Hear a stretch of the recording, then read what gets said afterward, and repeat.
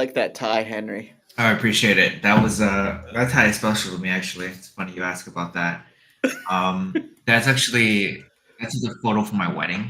Oh, Just really? like the most professional photos I have. Yeah, and that tie is made out of the same material that my wife's oh god, I don't remember what the outfit is called, but her like traditional Malaysian outfit is made out of, and so they just had some extra material to make the tie for me, and I think it works well. I never get another chance to wear it, but I well, that that's a really awesome story, actually. Well, you have to do another headshot with the tie. I will. I will. If I ever update that, I'll do that. Or if I do like an AI generated thing, I'll give him reference photos with the tie for sure. It wasn't So I cheap. don't. I gotta make sure I I, get use out of it. I can't stand wearing ties personally, but anyway. Yeah, it kills me as well. But some occasions call for it. So we were together last week for most of the week, actually, down in Atlanta for ChannelCon, um, I and know. we They finally let us leave the house. Get out a little bit. yeah, we were just talking in the green room about how you work remote, right? I work in an office by myself. It's a dedicated office, but like my team's all over the place. But hey, before we get lost, welcome everyone to the MSP Cyber Roundtable. Thanks for coming again. We got Henry Zhang here from Senteon. They're super deep into the endpoint hardening space. We'll talk more about that later. I had to do the intro. Today, later on, we're going to talk about browser extension hardening and why you should be worried about browser extensions, the things that can go wrong. We're also going to talk about some GIAC certifications. But before we get deeper into that techie stuff, we just spent the week in ChannelCon. That was not my first opportunity to meet you, but it was really great spending the week together. It was, yeah, and that Yeah, was my first channel con too. So first time coming out. Atlanta's a little bit of a home base for us, so it wasn't unfamiliar territory, but it was definitely fun to go to channel con, sort of make face with you guys, and just see how they run things there because it's a little different, I think, than a lot of the other conferences that we've been to. yeah, and I didn't understand it until I really got involved with CompTIA, but it's really like the industry's town square. Like all of us vendors are like, we're all in 10 by 10 booths. You got Dell right next to Fort Mesa, and we both got 10 by 10s. Um, and Give you that CompTIA really tries equality. to level the playing field there, and Yeah. you guys had your 10 by 10. But also, it's really not about the vendors, right? There's a lot of great education for the service provider community there, and it's not like this two-tier system at some events where you have the exhibitors that are sort of another class and they're separate Mhm. from the attendees, right? Everyone's sort of sharing the space. Yeah, no, that's for So sure. I mean, we had Zach over from my team give a presentation over the second day of ChannelCon on some of the hardening stuff. I don't know if you were allowed to, or if you had the chance to attend, but he was complaining about that one because I think we were really explicit on following their rules, like we're not plugging our company, strictly educational, all that stuff. And he got out of the end of it, and people were like, "Yeah, other people plug their companies all the time." Uh, so sounds like we were well, a little too goody two shoes on that one. yeah, it's like you can plug, but you can't plug too hard. As long as the meat of the content is general, you can tell people what you do and why you're great. But I think people sometimes complain, and if people complain that you were too selly, That's when you, you got a you won't get problem. you won't get that slot again. That makes sense. Well, hopefully we'll be back next year, and maybe next time Zach can give a little bit of a small thing at the end. We'll see. All right. Well, before we jump into certification lectures, Henry, I don't know. Like you've been on the show before, but I don't know that we've ever done what brought you like your personal journey in the IT industry. And I would love to hear like the not even the Senteon nucleating story, right? Like what positioned you to even be able to take that step into Senteon? Like where did your career start? What were the tribulations along the way where how did you get started in security, man? Like this is like a geeky space. Yeah, I mean, I feel like whenever I tell a story, it's always just it's an accident more so than anything else. So I went to high school for I had a magnet program in high school for computer science, and so I had a basis there for like learning the code, sort of the basics of net, taught us little SQL things like that, and I didn't really enjoy any of it. Um, I grew up in a family where both my parents work in IT, so tech was something that was pretty close to home as far as that was concerned. So I knew I wanted to do something technical. Didn't like coding, and so when I was going to college, I went around looking for different programs that were sort of tangentially related, networking, IT, things like that. And as it so happened, I found that Purdue University had a program for cybersecurity, and I thought that was really interesting.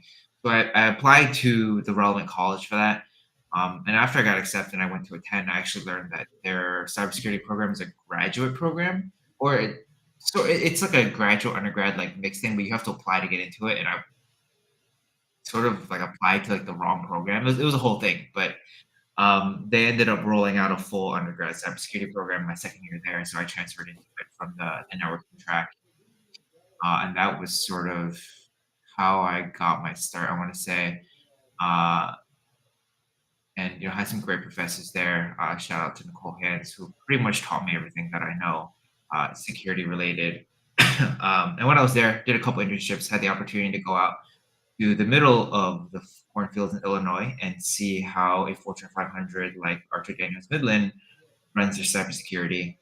Working with our IT vulnerability management team, had the great joy of setting up SharePoint workflows, um, calling people about security things, getting reported back to the security team as phishing, which was a great case study. Not so great for me because I had to deal with that, but that was my first opportunity, I think, to work in an actual security environment.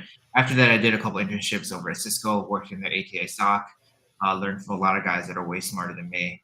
And then after that, 2 summers after I graduated, I thought about going to industry. I think I was looking at opportunities with Darktrace, going back to Cisco, things like that. And then I decided if I was going to start something and start a company, I should do it now. And so um, pulled together some people that I knew and that I enjoyed working with, and we got this started back then, 2019.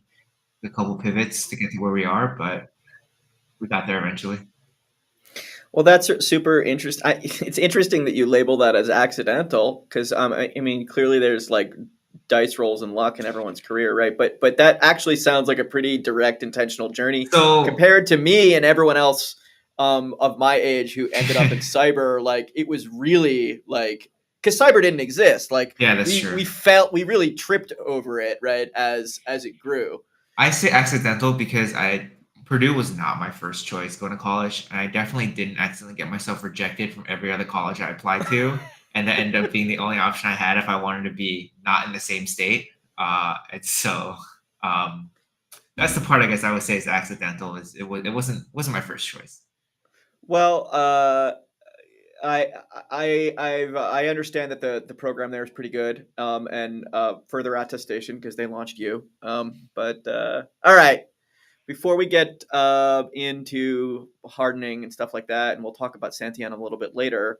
Let's jump in and talk about this thing we're talking about right now in more detail, like the qualification. How do you get into security? And your qualification was university track. You went through a full Yeah, grad program, right?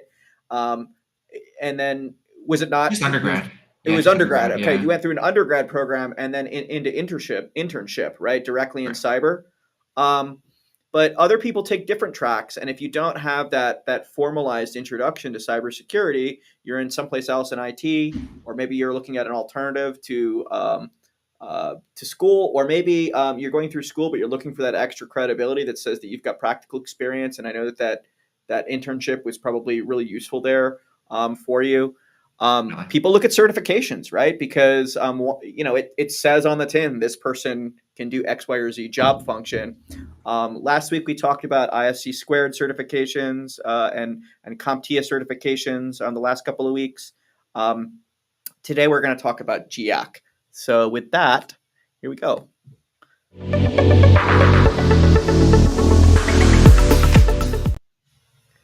So little introduction here to GIAC. They've been around a long time. Believe it or not, there's this polarizing certification um, uh, like system in the security industry where people are either really into the practical certifications or the knowledge based or experience based certifications. Mhm. I happen to have ISC squared's CISSP, which does require a 5 year track record in 5 years, security right? and a Yeah. bunch of knowledge.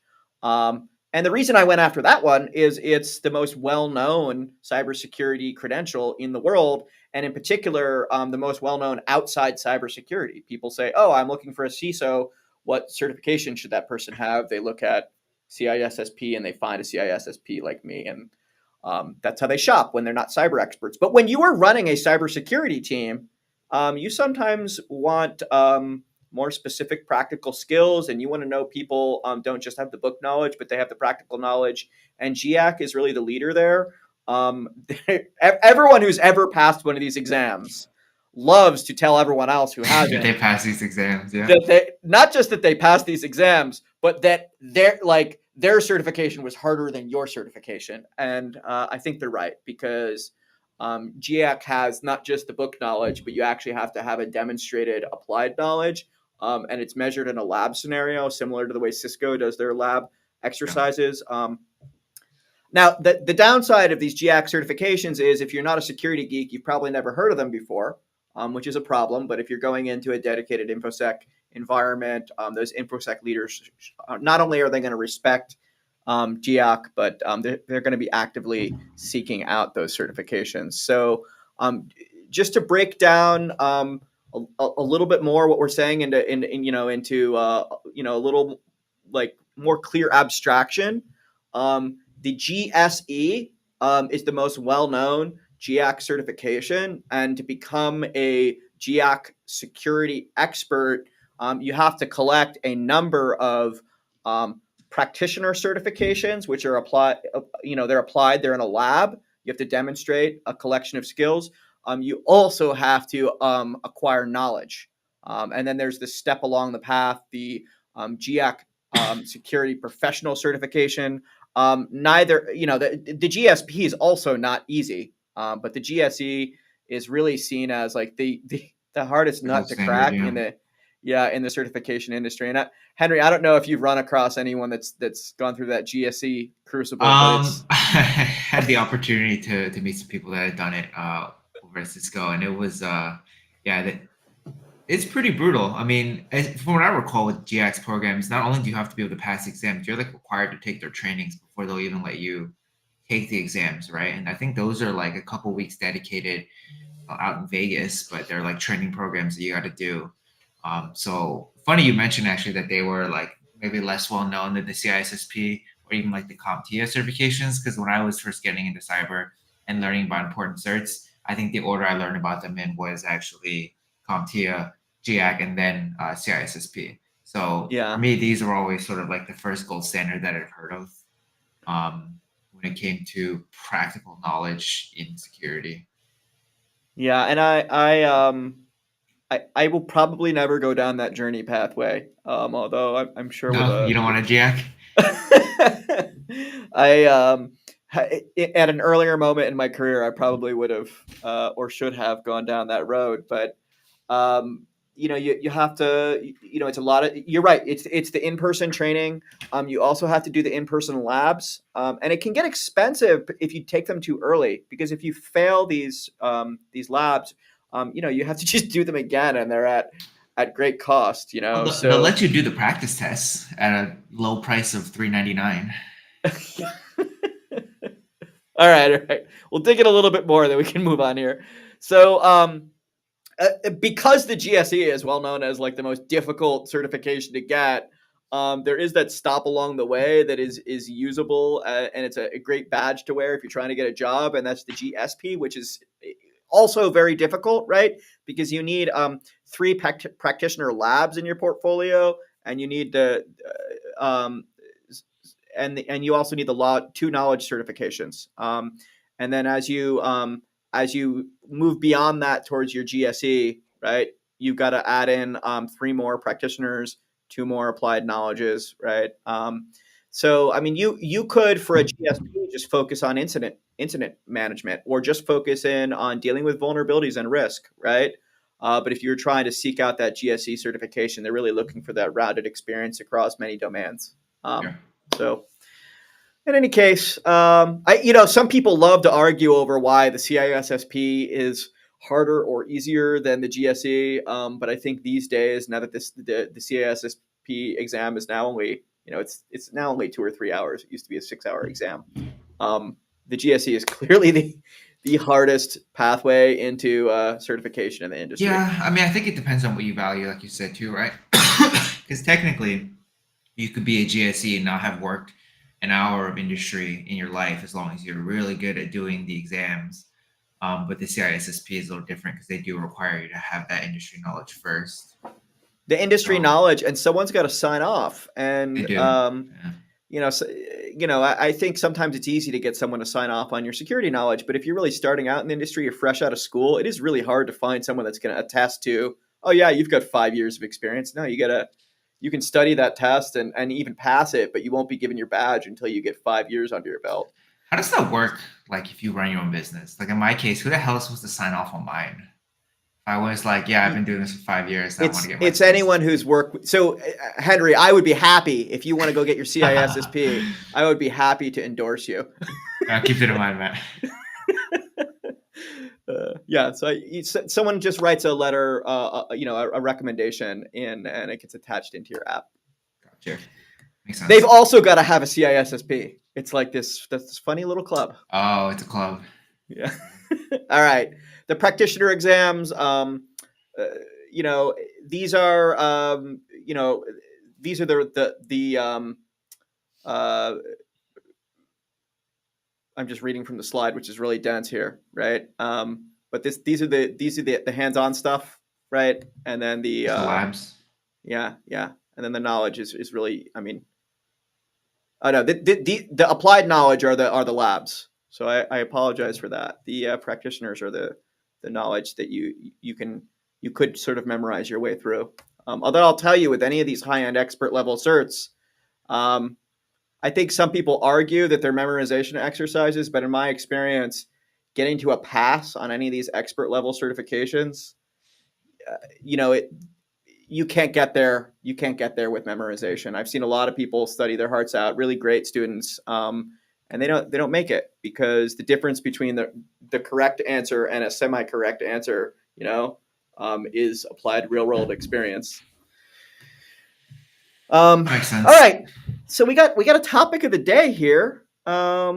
If anyone wants to throw out their browser security questions or browser extension questions, throw them into the chat, and we got browser extensions, man. All right. Rafi says his cousin signed off on him 13 years ago. My question to you, Rafi, is did your cousin actually observe any of your security experience?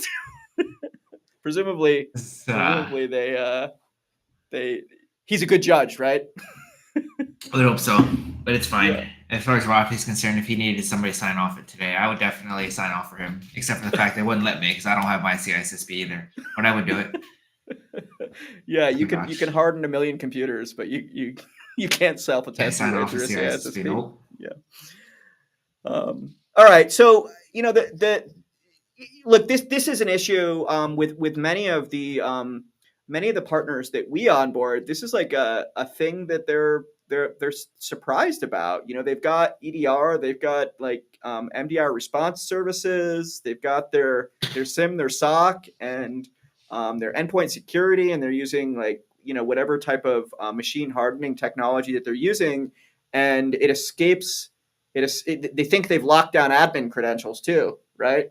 And it escapes them that they haven't locked down the browser, right? And there's many things to worry about in locking down browser security, but the biggest, most dangerous thing are those extensions, right? We've got like the coupon clippers, right? Those are good ones, like Honey. Yeah, the Honey. Yeah, it sends all your. Actually, I think they may have responded to some critique over the years, and it's a little less dangerous than it used to be. But the reality is these are not high security companies. Your browser traffic and the contents of web pages, even, right, is being sent to these other companies. Yeah, I mean your cookies, your sessions, all of the stuff that you do on your browser. If you got your You They mouse could over just your email, hijack they just grab all that stuff.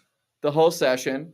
And then there's like what we've got like Grammarly, right? We've got like the ones that are literally like observing what you're typing into your The free keyboard. keylogger. Yeah, yeah, the freaky loggers.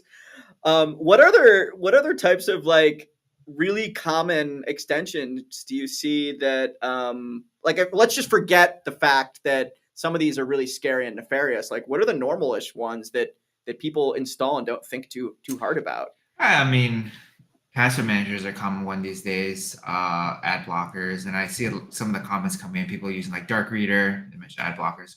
I know guys on my team that are using Grammarly. Hope the guy they're using the right one and not some weird side-loaded one they found. Um, I actually haven't used Dark Reader personally, so I don't know for sure how good it is, but I'm gonna assume that it's pretty good considering how common it is. You know, we got a lot of people chiming in with different ones they use. Um, but I'd say those are the most common ones. I also use one. What's the name of this thing? It's called. I don't know what this thing is called. Forest. That's what's called. I don't know if you've used this one before, but it's like a focus tool. So I can start planting a tree, and the longer I'm focused on what I'm working on, the more the tree grows. So Oh, that's a that's a great fun little one. reward system there. Yeah. Yeah, and I don't know what kind of data they're pulling from me for that, but Well, yeah, I'm gonna dox myself here, and let me see. Can I share my own screen that I'm currently talking in? I you're gonna think show us your 50 extensions you're using. I'm gonna show off my extensions here. So so I'm using of course the pop-ups don't show up. All right. You got uBlock, is that HubSpot next to it? I didn't Yeah, recognize well, that third one. I gotta do the entire screen here. So I've got Note Taker, right, which apparently has full access to the site, right? The Perfectly Google fine. Keep, right? Definitely not an issue. Um, I've got the Thailand API tester, has full access to this site. I've got uBlock Origin. I've got a HubSpot plugin, right? Now I've got a HubSpot Few sales HubSpot plugin. plugins, yeah. Yeah, I've got a Surf? I've got a creepy data plugin, although it doesn't need special access. Like these extensions down below, it's worth noting, no access needed. They can't actually see anything on this But website. that's gonna be a tab by tab thing, right? Depending on what site you're on. It does. It depends on what site. So as an example, Surfy has access to LinkedIn, but nothing else, right? Um, and then I've got HubSpot, which will ask for access when it needs it, right? Um, and then I've got these other scary extensions. Now our organization went through a vetting process with every single one of these extensions, and we have hardening built in. Like I even as a owner of the company, I can't just easily add an extension. I have to request Oh, the extension. I know what that's like. I have to then go to a secure, even though I also happen to have super user access. After I've requested the extension, I then have to go to a super user console and I have to approve it, right? And presumably there's a Ideally, vetting somebody else is process. approving yours. Now you're not Yeah, approving your own, there but should yeah. there should be a vetting process there. I shouldn't be approving my own. And then I can install that. But I think a lot of companies don't have that system in place, and we'll talk more about what how that system should function in a moment. But I think it's true that most organizations don't have that process in place, and people install all sorts of stuff. And my company uses extensions. I presume you just named a few you use, right? And we're both pretty security conscious people. And yeah, there's some scary extensions out there. And Eli just asked a really great question. How do you feel about ad blockers, right? Like, Yeah, that one's a tough one because if you take them at their word of mouth, they're just here to do a good thing and work off donations. Um, and I mean, I got a lot of those questions coming about ad blockers, and I think, especially if we're working off Chrome these days, it's kind of necessary to have a good ad blocker on it, just because a lot of that malware you're going to end up getting is going to be through the ads. But it yeah, is tough to figure out outside of like word of mouth what other people are using, which ones are good, right? So I definitely vouch for uBlock Origin because that's what we use. Um, but I think you're using the same one there. Uh, but I know that's been a thing that's bounced on a lot. Like we used to go from one ad blocker that was good, and then they decided getting donations weren't enough, and they turned to the dark side, and we'd hop to the next one and hop to the next one. And it's a problem as a small software developer that doesn't have a solid revenue model, right? Sometimes the only revenue model you have when you've created an extension is to build up an audience and then sell the extension to someone that's going to monetize it, right? Yeah. Um, and it doesn't matter that it's a security extension. Some people think of ad blockers. I think of it as a security extension. I'm not really looking to block the ads. I'm looking to keep the website safe. Yeah. Um, and I think there's the same thing's true of VPNs, right? Where there's a bunch of creepy VPNs out there that market themselves as being security. Yeah, VPNs are a different topic though, because VPN is not a security tool, and that's a hill I will die Well, but on. they market themselves as a They do, security but they're not tool, security and tools. yeah, and users think they are, right? So and ad blockers are doing the same thing, and some of the most popular ad blockers are pretty creepy, right? So I think in answer to the question here, I think ad blockers are important, and I think companies need to make them available. I think it's also important that the company vets one or two ad blockers, um, and makes only those available and gives users instructions. And I'm going to tell you, uBlock Origin, I trust it a lot, Henry. But have you ever trained a non-technical user to use uBlock Origin? It's pretty challenging. Honestly, I haven't. I thought you just install it and turn it on. No, like what? You're spoken like a true geek, right? But when the website doesn't function properly, like you're like, oh, that must be uBlock, and you go in there and you're like, okay, I got to turn off and users don't like it doesn't occur to them that there's this blocker that might block a thing they need on the page, right? Yeah. Um, But no, I would agree. I think ad blocker should come standard as part of sort of like the business software that is being loaded onto somebody's computer. And then Patrick, a little bit too. Eli asked if there was a good master list of safe extensions, which I thought was a funny question because in theory that should be like the Google Web Store or whatever standard store you're utilizing to get those extensions from. The issue with those obviously is like when you've got people loading malicious extensions onto there that are like sharing names like uBlock Origin versus uBlock Origins with an S and downloading the wrong one. Um, so yes and no, I would say that generally for the most part, vendors are getting better. Is it right? Marketplaces maybe are getting better at vetting out malicious software and getting rid of them quickly. But still better to do your own diligence on those things. Because as far as I'm aware, nobody's maintaining like a perfect master list just because it's so easy to spoof those if somebody buys out a company that was on that master list and then starts using to push malware, or they use the same name issue. That's tough to vet for, I think. You just gotta do yeah, your and own diligence in each one. I've got an even uglier answer that's very similar, which is unfortunately, not only is there not a master list, the real answer is you need to treat those extensions the same way you would treat any other application that's installed on that PC. Um, and we've all hopefully taken admin rights away from our users and not given them the ability to install software because we know why that's a bad idea.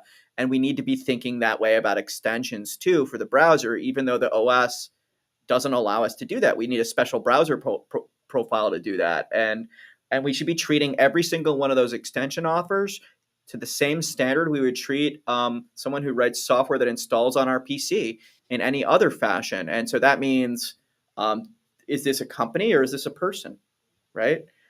With very few exceptions, I would say I don't think individual authors should be trusted, with very few extensions. There's a few, like the uBlock Origin is an example of an exception because while that's an individual unincorporated author, it is an open source project. It has a really high quality reputation, right?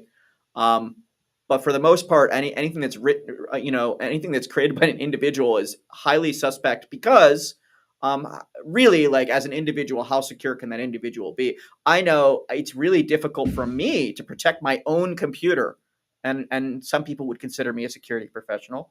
I need a team at Fort Mesa to keep our infrastructure safe. It is really difficult as an individual to do that. So if you're an individual writing an extension, it's really difficult to keep your supply chain safe, even if you're a trustworthy person.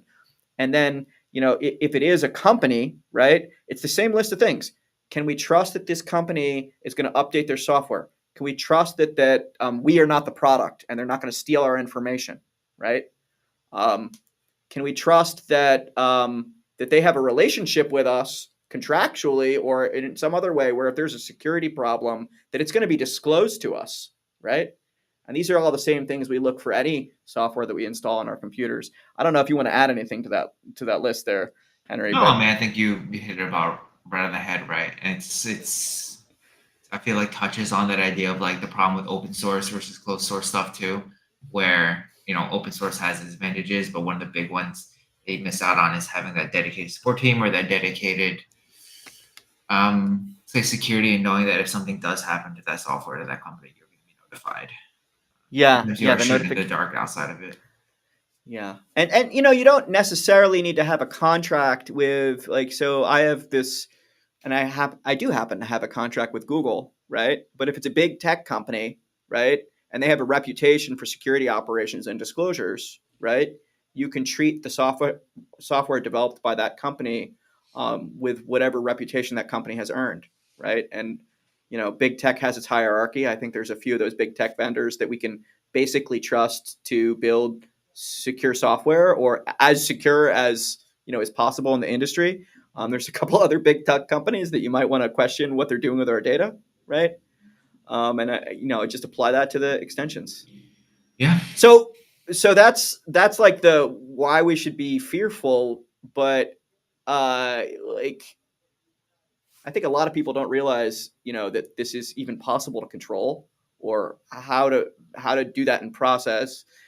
There's a few different ways to do it, but ultimately we're talking about stopping people from installing things they shouldn't install, and then allowing them to install things that they should install. And Henry, I know that you guys have invested in this browser profile area a little bit, so you could probably talk more knowledgeably about that. What are the options that exist out in the world for keeping this safe? Yeah, I mean, like all things, it's going to be security in layers, right? You probably want to start first thing training on people that work in your organization, helping them understand again the risk of malicious browser extensions, what they can actually do, and then starting from there, how they can vet the stuff they're trying to do, right? So, don't sideload extensions, pull them from the actual store, and if they're not on the formal store, don't install them. And then when you're going to the store, verifying that you're getting the right one, verify that what you're trying to install is in fact what you're looking for, right? Then from there you can move upstream a little bit and talk about the things that we could be doing to help our users ensure that they're installing the right things. That's all browser hardening, right? So setting up a whitelist to ensure that you have a list of formally accepted extensions so they can't find the wrong one and install that, and that they know what is pre-approved. Making sure that your approval process for adding new extensions to that whitelist is good. Doing verification, looking over, if possible, the source code, things like that is important. And then, ensuring that all of the controls that surround things like browser extensions are turned on, right? So ensure that external extensions, so those side-loaded ones, can't be installed in the first place. Ensure that different extension types are put into consideration. So based on whether it's an extension, a hosted app, or platform app, or maybe even a theme, those are all different types of extensions, and you could restrict access to those, right? Like formally speaking, themes are probably not the most important thing to be allowing your users to use. Although in that case, maybe Dark Reader is your meet in the middle point where you let them use Dark Reader if they don't get to use themes. But doing all those things, I think, is important for just ensuring that browser extensions don't give you a headache 2 or 3 months down the road. So there's a little bit of a cultural hurdle to go through what you just talked about Isn't because there always? and Zach's chiming in here again. Zach, aren't you on a plane? I think I remember that story.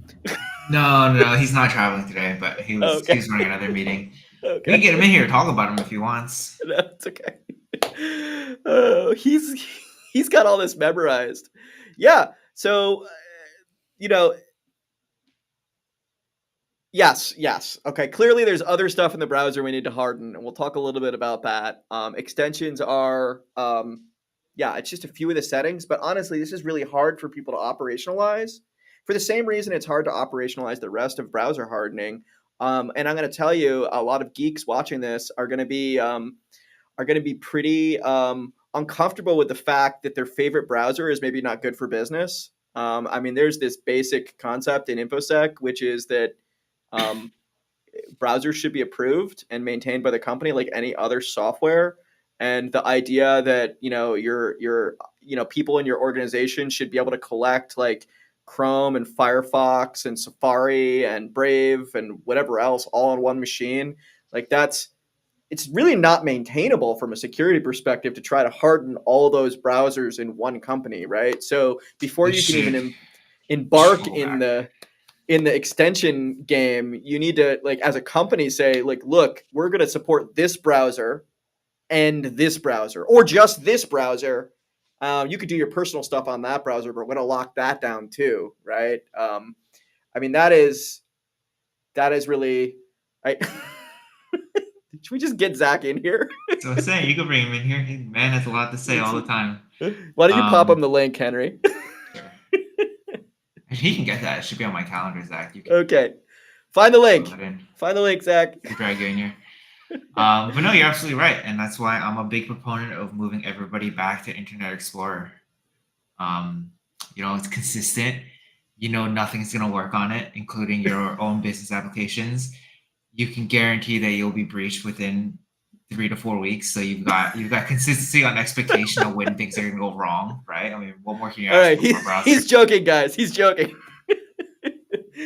But I mean, really, the companies do need to say something about this, right? And it's you can provide your users options, but not unlimited options. It's the number of options that you can sustain as a security infrastructure department, right? Like, Yeah, what if you don't have the ability to harden someone's favorite browser? Maybe that shouldn't be authorized software, right? So maybe so. Yeah, I mean that's something that we've been trying to tackle on, there he right? Because is. like, There he hey, there is. he is. Okay, come on. Uh, He's here. a lot of the browsers actually make it pretty easy for you to do it. Firefox is just a CFG file you have to edit. Chrome straight up has group policy benchmarks that you can utilize, and then yeah, I mean once you get to Chromium though and like Brave and things like that, it definitely gets a little more sketchy. What As far as what are we ensuring missing those here, managed. Zach? I know you've been saving it up, right? Oh man, I was just hoping to be a watcher and learn a little bit something here. I mean, I'm always just talking about settings and stuff. So hearing the actual stories and the use cases from Henry, I think is a lot more exciting to the audience. Yeah, you're a proponent of Internet Explorer too, right? Yeah, and I mean, Well- huge. So I want to also note if you haven't looked at some of the new recommendations or some of the not so new recommendations, Internet Explorer is now recommended to be disabled as a standalone browser, right? So CIS has officially put that into their documentation. So please do that as well. Yeah, don't use IE. It's a standalone here. I was looking at this infographic about the Irish potato famine yesterday. Okay. And can I just stay with me for a second? They're talking about how, that it was caused by a lack of genetic diversity, right? Everyone's starting to use the same browser. And there's a lack of diversity. We're all on these WebKit based or Chromium based browsers, right? There is some concern about that. Some people, particularly the geekiest people in the world, they say, "Oh, I want to use Brave or I want to use Firefox because they're on like this other code base, and Google has all those security vulnerabilities, and I'm over here and I'm not a target." But But they the say that reality about is, Brave. Brave's a Chromium browser. people have all It's sorts also of WebKit. people think Marketing. that their favorite browser is, of course, the best one, right? For any number of rationalizations. But the reality is, like, we need to maintain these things like any other part of a secure infrastructure, right? And I know, Zach, the reason I wanted to bring you in here, right, is you're right. It goes way beyond extensions because, I mean, maybe you could name drop what are some of these other things that like are really overlooked here in terms of browser hardening that are totally. I mean, one thing that's not overlooked, and I say this in almost every single one of our sales presentations at Senteon is, hey, do you want your end client saving their password to the browser? And everyone's like, oh no, that's the number one thing. That's not what I want to happen. And you're right. Like that is one thing, right? The browser security and password storage isn't as up to par as a proper password manager. But my response to them is exactly what I already put in the comment. That is one setting of well over 100 recommendations from CIS. So that's really the icebreaker, I think, for a lot of people into this world. But some other examples, and a lot of these will relate to preventing a phish from being successful. So like if you click on an executable or download, you have to define the path before it actually triggers, right? So it has that extra click before doing something. Not storing payment information or not allowing websites to pull browser saved payment information if you do use that. So there's a lot of granularities in these settings that people don't think about because they're not sexy. I mean, even password storage isn't sexy, but we still talk about that. But there's so much more. And I think we're doing a good job in this webinar as well, just bringing attention to it. It's a good caveat to mention for browser extensions too. As long as you're doing the right thing too on the other things, then you can sort of limit the exposure that an extension has as well. So if you do end up with a malicious extension, if you're not storing that password information, they could probably still grab it from your session if you log in while it's loaded. Yeah. At least you're not going to really get like historical things, right? Well, I think even the persistence is a setting. Once you close the browser, it won't allow background apps to be running or anything, or background websites to, like, that's another setting. If you allow everything to be running after it's closed, it just exists. And that's a setting you need to turn on for that to happen. Yep. Hey, are you guys aware that permission creep's also a problem? That there are sometimes, like, and we talked about it a moment ago, like someone could have this great extension, it could get sold off, right? And one of the things about, you're not just approving a browser extension, you're also typically approving the permissions that that extension has, and even the version of that extension. And if you can configure it so that if there's permission creep, actually that extension is not going to upgrade and get those new permissions, right? The admin would have to go in there and approve the new permission scope. The issue with extensions is that it's still not very well defined as far as browsers are concerned. So most likely, if something does become malicious, it doesn't need any more permissions than it already has. It can already do everything, right? It can be. It depends on what those original permissions were, right? Like I was just, Zach, you may have missed this. I would just dox my own extension list here. Nice. And a bunch of them don't really have any permissions, right? And so they're relatively low risk. They're things like that extend the browser in ways that don't give access to the session, the browser, history or whatever. And those are things that even if that app became malicious, right? We're a Google shop, right? So our browser hardening would not allow that extension to acquire access to the local web page because as an admin, we didn't approve that. So, I mean, that is the type of thing you can do, and it's the type of thing we should all be doing. None of us should be using unsecured browsers, right? We should always be using something that's been locked down and hardened in the same way that we harden our desktops. And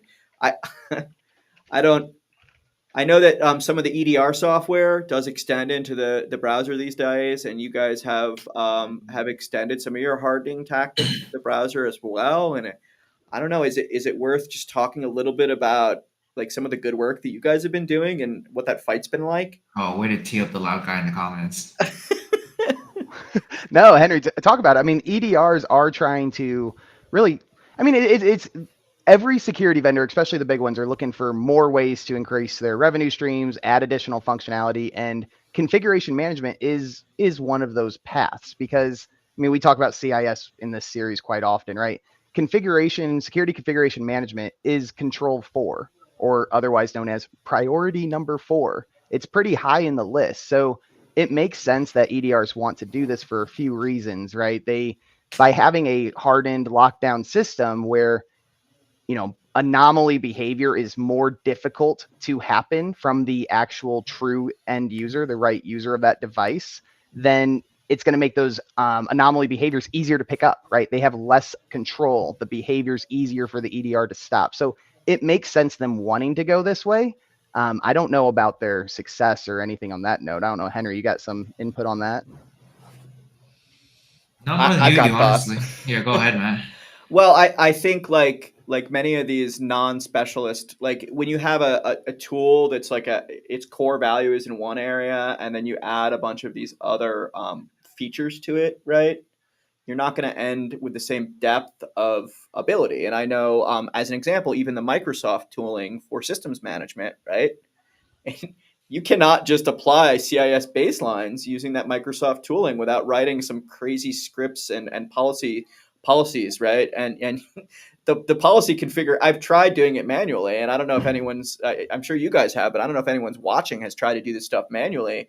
I mean, you got to look up these ID numbers in some dictionary that Microsoft publishes in like a hidden website, and then you got to like add all of the values manually. There's not even any like settings boxes to click on for some of this stuff. So I think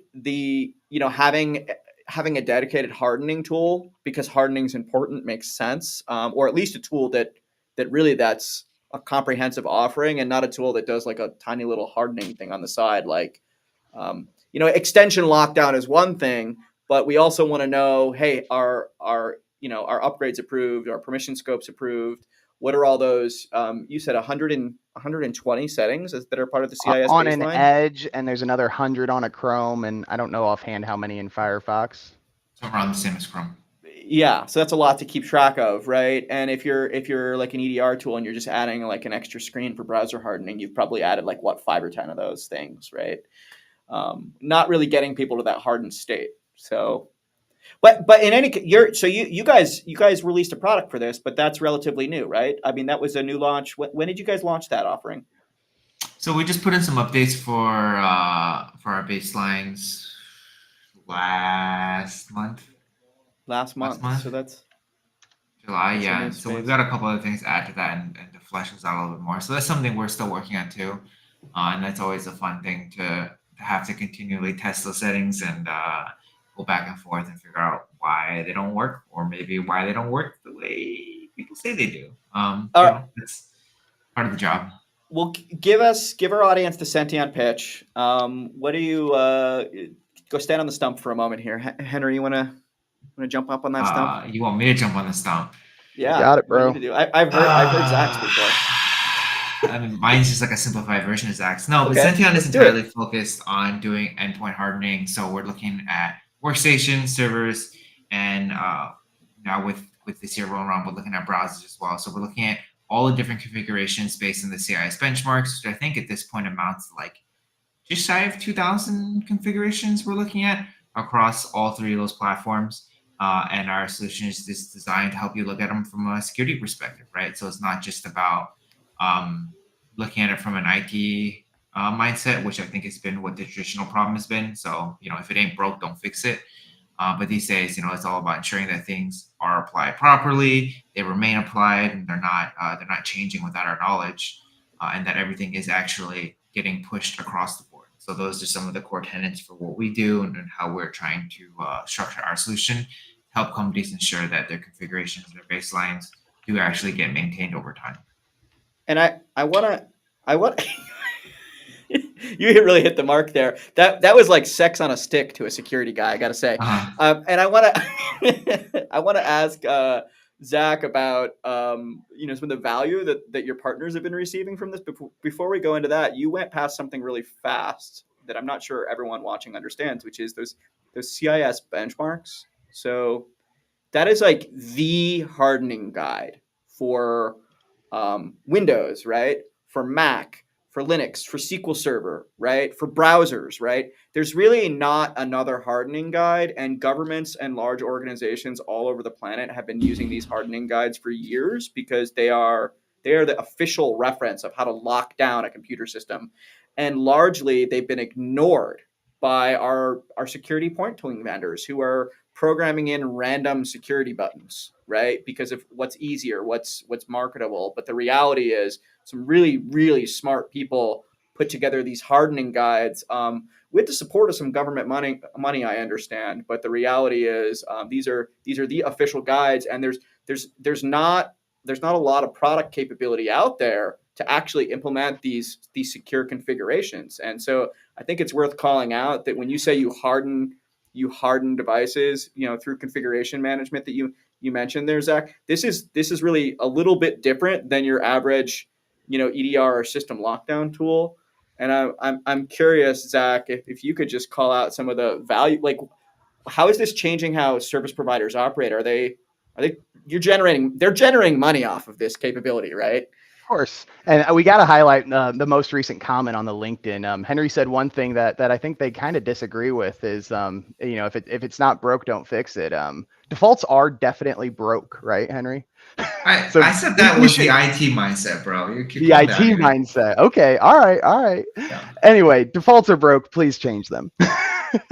All right. Value from the MSP side. I mean, yeah, you're able to create a new revenue stream as an MSP, right? So we're talking very granular here from the technical perspective. We harden workstations, servers, browsers, right? But what in reality is that we're building is a hardening platform, right? Eventually, as we continue to mature and get into, maybe that's application hardening, maybe that's XYZ hardening, right? It's an entire platform that's able to do more than just those few scope things. So as an MSP, when you present that to your clients, you can basically go, hey, we've done, and this could be an existing client, right? Hey, we've done the reactive security stack. We've implemented allow listing, EDR, monitoring, vulnerability scanning. But now we want to take our relationship to the next level. When you trust me with your assets, with your computers, with your applications, they need to be configured. And it's an opportunity for the MSP to even educate their clients on, hey, we understand this is functioning as you expect, but at the end of the day, it may not be as secure as it needs to be, and someone else might be able to get access and do XYZ. So yes, is this a revenue generating thing? Sure. I mean, of course, that's how MSP models work, right? You add a platform and you get an ROI. You don't use it if you don't. But realistically, this is something, I mean, I said it before, it's priority 4 in CIS. This is probably something MSPs and enterprises alike probably should have been doing the whole time. So what we're building is giving every MSP and every partner a chance to go back to the fundamentals and effectively finish that step that was maybe skipped or put on the back burner for a while. Yeah, He's so good at what he does. I've been in the security game a while, and we used to just call this configuration management, right? But it's something that in a large organization, like you'll have multiple people assigned full time to do configuration management, and the way it used to be done was people would be coding up GPOs and these policies and registry, fixes and building these profiles all manually. Which, if you're a large corporation, of course, you can afford to have like multiple people that all they do is write configuration files all day, right? But as a service provider, not only do you not have that dedicated person to write browser config files, but you've got a bunch of clients, right? So it's like, it's not just that you don't have a dedicated person, you also have to cover n number of clients, right? And maybe some of those clients are going to look a little bit different than others. And so being able to actually reach into the depths and be able to twiddle all those knobs without manually writing those settings is pretty valuable. But yeah, I mean, it's effectively, like we say, we continuously call ourselves this. We are a platform, right? The platform is effectively getting to have a Henry at every MSP, because that's what our platform does, right? It understands the settings, it runs through a learning mode, it makes recommendations, and then it actually performs the remediation by clicking a button. So it's like every MSP having a Henry or a true sysadmin who knows these settings inside and out at every Just call single me one a of your shops, sysadmin. or whatever you Yeah. want to call yourself, engineer. You're janitor in my mind, brother. You don't have a title. You do everything That's that not we entirely wrong. think. I'm gonna take But a side journey here. Have you guys? This is just in response to your janitor comment. Do you know in formalized InfoSec that the person who twiddles those knobs is actually called the custodian? That's actually I was There you go. close. formal I'm a custodian formal now. jargon. Yeah. Anyway, right. keep going. I mean, but yeah, Sorry, I mean, derailed it's that. getting to have the ROI of offering something new, a new line item to bill for, whatever you charge for it. But at the same time, head fry cook and bottle washer. I like what Marty said in the comments. And now getting to say, hey, on top of charging more, it's like we have a whole nother employee we didn't before, because now all of the configuration management that you're kind of doing today, whether you're billing for it or not, you have help desk, you have GPO troubleshooting. Now you're eliminating the need to do that or investing as much time at minimum. And you're getting standardized machines, and you're now billing for it at a profit. So yeah, I mean, hardening, I think, is going to continue to be one of the hottest topics closing out the year. Security posture management, cyber hygiene. I mean, all the big players are saying it. We're the only ones who are doing it at this level. All right, so I think we need to do some takeaways here. Back to start. Let's go back to start here. We need to be honest about what extensions we're all using, right? And I just like I felt like I was really gutsy there, showing everyone my extensions. I feel like I just like let you in my bedroom closet, but We don't want to go there, Matt. The extensions are far enough. The reality is that like this is dirty laundry, right? Like and every engineer thinks their extensions are safe, right? But like you really need to take that critical lens to every single extension and make sure there's a business purpose. And I think those questions earlier about hey, do you think an ad blocker, needs to be on a business machine? And I think that the question is, if you can define that there's business value received by this ad blocker, and there's a case that someone could argue, and someone else agrees with them, yeah, that sounds like a great reason to have an extension. And we just also need to make sure that that is a reputable extension vendor, and there's not maybe a more reputable alternative we should be looking at. And repeat ad infinitum for all the extensions, right? There needs to be a justification. It needs to be safe, right? And we need to be honest that we're talking about every extension, right? And admins are no exception. So that's the first takeaway. The second takeaway that I want to add there is you all probably need some infrastructure for this because this stuff can be difficult to configure. But those are my takeaways. Henry, what do you want to leave people with here? Grow trees on your browser, and Internet Explorer is the best option. No, I mean, I think you hit it pretty well on the head. And I think the only additional takeaways I have for it are, just some of the stuff that we mentioned prior, of just ensuring that you're doing the right diligence and that everything starts as a process, and then good security is maintaining that process as time goes on and people demand more things. Zach. You got any takeaways here, loud guy? Oh man, if you shout enough in the comments, you get to hop on the webinar. That's my takeaway. That's true too. I mean, I just got here. I missed the beginning educational part, man. I'm just here to shout. No takeaways for me. Everyone, lock down your configs. Do it manually. Use Senteon. Just look at your configs. Yeah. All right, guys. Thank you for joining us today, and thank you to everyone for coming back for another week here. And I would be remiss not to make sure I shout out next week, which we are going to be having. And I'm always like 2 clicks away here. We're going to be talking about phishing simulations, how to prevent those cyber awareness failures. We have with us next week Ryan Healy-Ogden from ClickArmor and Scott Wright. So they're in the Canadian training space, and I love to shout out to my Canadian friends in the north because they've actually got some really interesting. It's a nice little center of InfoSec up there. There's a few places in the world that are creating InfoSec innovation, and I think some people don't realize that we've got some great innovation coming out of our northern friends there. But in any case. See everyone next time. Subscribe, share, like. Thanks, guys.